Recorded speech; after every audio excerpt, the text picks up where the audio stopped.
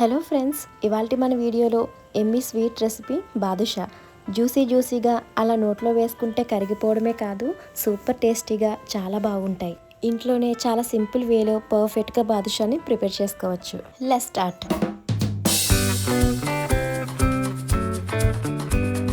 ముందుగా ఇక్కడ నేను 1.5 కప్ వరకు మైదాని తీసుకుంటున్నానండి. యూజువల్గా మనకి స్వీట్ షాప్లో మైదాతోనే చేస్తారు. గోధుమ పిండితో కూడా ఎలా చేసుకోవచ్చో నేను మరో వీడియోలో చూపిస్తాను. ఇప్పుడు ఇందులో బేకింగ్ పౌడర్ని వేసుకుంటున్నాను. బేకింగ్ సోడాని కూడా వేసుకోవచ్చు.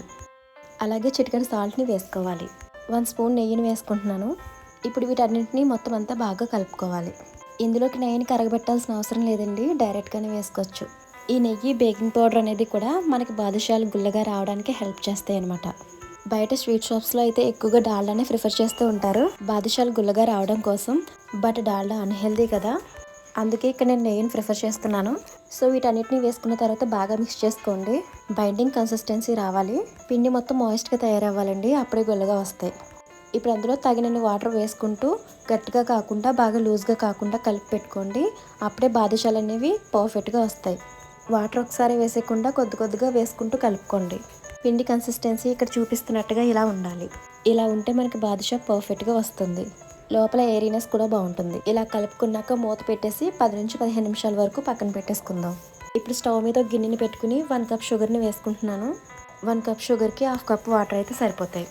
ఈ పంచదార పాకానికి రానవసరం లేదండి, మనం పట్టుకున్నప్పుడు వేళ్ళకి జిగురుగా తగిలితే సరిపోతుంది. ఇప్పుడు ఈ పంచదార పాకంలో 2 యాలకులను వేసుకుంటున్నాను. అలాగే అందులో ఒక 1/2 లెమన్ని పిండుకుంటున్నాను. లెమన్ యూస్ ఏంటి అంటే మనం రెసిపీని ఎప్పుడు స్టార్ట్ చేసినా సరే మనకి పాకం అనేది చిక్కబడకుండా అలాగే ఉంటుంది. ఇప్పుడు పాకం రెడీ అయిపోయింది కదా, ఒక పక్కన పెట్టేసుకుందాం. ఇప్పుడు మనం ముందుగా కలిపి పెట్టుకున్నాం కదా, పిండిని ఒకసారి చెక్ చేసుకుందాం. చూసారు కదా పిండి ఎంత సాఫ్ట్గా ఉందో, అప్పుడే మనకు బాదుషాలు కూడా పర్ఫెక్ట్గా వస్తాయి. పిండి చేతికి అంటుకోకుండా ఉండటానికి నెయ్యి లేదా అలా ఆయిల్ అయినా అప్లై చేసుకోండి. ఈ పిండిని కొద్దిగా తీసుకుని బాల్స్లా చుట్టుకుని ఫ్లాట్గా చేసుకుని మధ్యలో హోల్ పెట్టుకుంటూ బాదుషా షేప్లో చేసుకోవడమే. మొత్తం పిండి అంతా కూడా ఆ విధంగా బాల్స్లో డివైడ్ చేసేసుకోవాలి ముందుగా. ఆ తర్వాత బాదుషాని ప్రిపేర్ చేసుకోవాలి. చూస్తున్నారు కదా, బాదుషాని ఆ విధంగా చేసుకోవాలి. ఫస్ట్ ఆఫ్ ఆల్ అలా చేసే ముందు హ్యాండ్స్కి ఆయిల్ని అప్లై చేసుకోండి. అలా అప్లై చేసుకోవడం వల్ల బాదుషా షేప్ కూడా బాగా వస్తుంది. మన పిండి అనేది చేతికి కూడా అంటుకోకుండా ఉంటుంది. చూసారు కదా, మొత్తం అన్నీ కూడా అదే విధంగా చేసుకోవాలి. మీకు ఏ సైజులో కావాలనుకుంటే ఆ సైజులో చేసుకోండి. మొత్తం అన్నీ కూడా ఆ విధంగానే ప్రిపేర్ చేసుకుంటే సరిపోతుంది. ఇప్పుడు స్టవ్ మీద ఒక ప్యాన్ పెట్టుకుని అందులో ఆయిల్ని వేసుకుంటున్నాను. ఆయిల్ బాగా హీట్ అవ్వాలండి ఫస్ట్. అప్పుడు మనం బాదుషాలను వేసుకుని బాగా దోరగా వేయించుకోవాలి.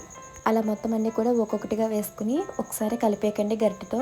కొద్దిగా వేగినాక అప్పుడు కలుపుకుంటే సరిపోతుంది. చూసారు కదా, ఆ విధంగా వేసుకున్నాక అలా కలర్ చేంజ్ అయినప్పటికీ ఫ్రై చేసుకుంటే సరిపోతుంది. మొత్తం అన్నీ కూడా గోల్డ్ కలర్ వచ్చే వరకు వేయించుకోవాలండి. అప్పుడే మనకి కలర్ఫుల్గా ఉంటాయి. అలాగే బాదుషా కూడా చాలా బాగుంటుంది. ఆ విధంగా వేగినప్పుడు తీసేసుకుంటే సరిపోతుందండి. మరికొన్ని కూడా అదే విధంగా వేయించుకొని గోల్డెన్ బ్రౌన్ కలర్ వచ్చినప్పుడు తీసేసుకుంటే సరిపోతుంది. ఇప్పుడు వీటన్నిటిని కూడా తీసేసుకున్న తర్వాత మనం ముందుగా పాకాన్ని రెడీ చేసి పెట్టుకున్నాం కదా, అందులో వేసుకోవడమే. ఇలా వేసుకున్నప్పటికీ పాకం అనేది గోరువెచ్చగా ఉండాలండి. బాదుషాలు వేడిగా ఉండాలి. పాకం బాగా చల్లారిపోయినట్లయితే స్టవ్ మీద పెట్టుకుంటే సరిపోతుంది. కొద్దిగా గోరువెచ్చగా అయినప్పటికీ బాదుషాలను వేసుకుంటే బాగా పీల్చుకుంటాయి. బాదుషాలని పాకంలో 1/2 అవర్ వరకు డిప్ చేసుకోవాలి. 1/2 అవర్ తర్వాత వాటిని సర్వ్ చేసుకుంటే తినేటప్పుడు జ్యూసీగా చాలా బాగుంటాయండి. చూసారు కదండి, బాదుషాలని ఎంత ఈజీగా ప్రిపేర్ చేసుకోవచ్చో. మరి మీకు ఈ వీడియో నచ్చితే మీరు కూడా తప్పకుండా ట్రై చేయండి. చాలా టేస్టీగా జ్యూసీగా బాగుంటాయి. మీకు మా వీడియో నచ్చితే లైక్ చేయండి, సబ్స్క్రైబ్ చేయండి. Thanks for watching.